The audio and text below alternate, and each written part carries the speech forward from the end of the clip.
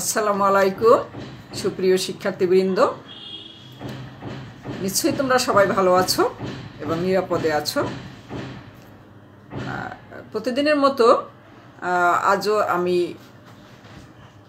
Honours দ্বিতীয় বর্ষের শিক্ষার্থীদের স্বাগত জানাচ্ছি। জনাব ফরিদা আক্তার, সহযোগী অধ্যাপক, ইসলামের ইতিহাস ও সংস্কৃতি বিভাগ, ঢাকা কলেজ, ঢাকা। অনার্স দ্বিতীয় বর্ষে আমি তোমাদের ওয়ার্ল্ড সিভিলাইজেশন পড়াই। গত ক্লাসে আমরা এথেন্সের যে গণতান্ত্রিক প্রক্রিয়ায় ধাপে ধাপে ঘটেছিল সেখান থেকে আমরা পেরিক্লিসের সংস্কারটা শেষ করেছিলাম। আজকে আমাদের টপিকটা হলো যে এই ধাপে ধাপে যে গ্রিসের সংস্কার ঘটেছিল, আমি আগেই বলেছি সেটা কিভাবে ঘটেছিল। তিনজন শাসনকর্তার সময় সোলনের সংস্কার, ক্লিস্থেনিসের সংস্কার এবং পেরিক্লিসের সংস্কার। আজ আমরা ক্লিস্থেনিসের সংস্কার দেখি। ক্লিস্থেনিস ছিলেন খুবই গণতন্ত্রমনা এবং অত্যন্ত জনপ্রিয় একজন শাসক।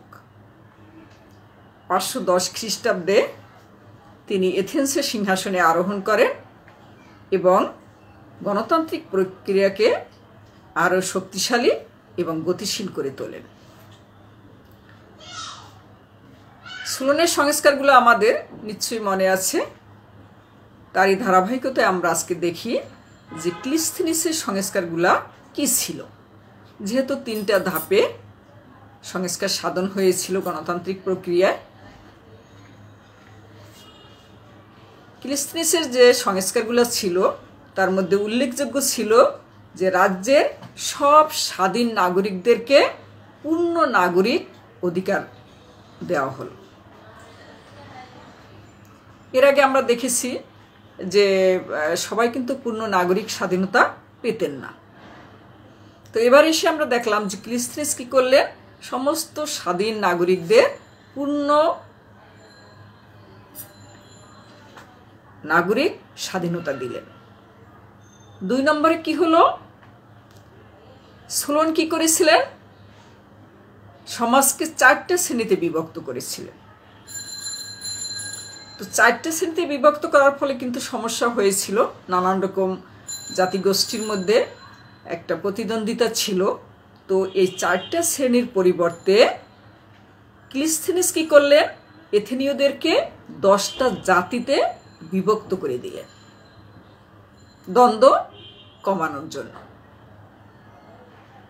3 নম্বরে যে সংস্কারটা ছিল সেটা কি ছিল, ইতিপূর্বে আমরা দেখেছিলাম যে সোলনের সংস্কারের সময় 400 সদস্য বিশিষ্ট একটা জাতি গঠন করা হয়েছিল। এই 400 সদস্যের পরিবর্তে ক্লিস্থেনিস কি করলেন, প্রত্যেক জাতি হতে 50 জন করে সদস্য নিয়ে 500 সদস্যের নাগরিক পরিষদ, যেটার নাম ছিল বাউল। তাহলে সোলনের সময় ছিল 400 জন সদস্য। এবারে আমরা দেখলাম যে 50 জন করে এক একটা জাতি থেকে, মানে ওই 10টা ভাগে যে ভাগ করা হয়েছিল সেখান থেকে এক ভাগ থেকে 50 জন করে নিয়ে 500 সদস্যের একটা পরিষদ গঠন করলেন এবং তার নাম দেওয়া হলো বাউল। তার 4 নম্বর এবং গুরুত্বপূর্ণ সংস্কারটা কি ছিল, প্রতি জাতি হতে, তার মানে প্রত্যেকটা জাতি থেকে একজন সেনাপতির নেতৃত্বে একদল করেছিলেন অশ্বারোহী ও একদল ভারী অস্ত্রের সৈনিক নিয়ে শক্তিশালী সামরিক বাহিনী গঠন করেছিলেন।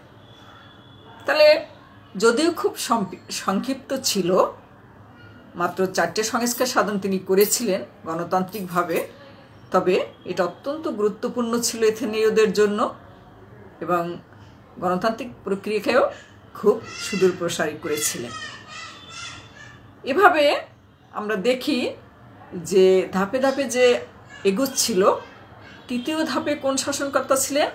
পেরিক্লিস। তিনজন শাসনকর্তার নামই আমাদের মনে আছে, সোলন, ক্লিস্থেনিস এবং পেরিক্লিস। পেরিক্লিসের সময়টা কত ছিল? 461 থেকে 229 খ্রিস্টপূর্বাব্দ। এই সময়টা কি ছিল? এথেন্সের ক্ষমতা এবং সমৃদ্ধি চরমভাবে কি হয়েছিল? বিকশিত হয়েছিল।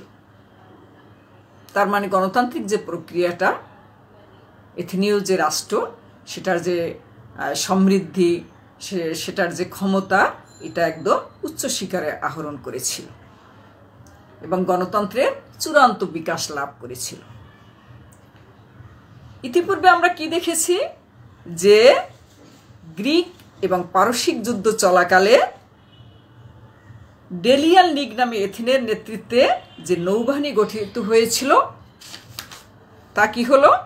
যে কালক্রমে এথেনীয়দের সাম্রাজ্যে পরিণত হয়ে গেল।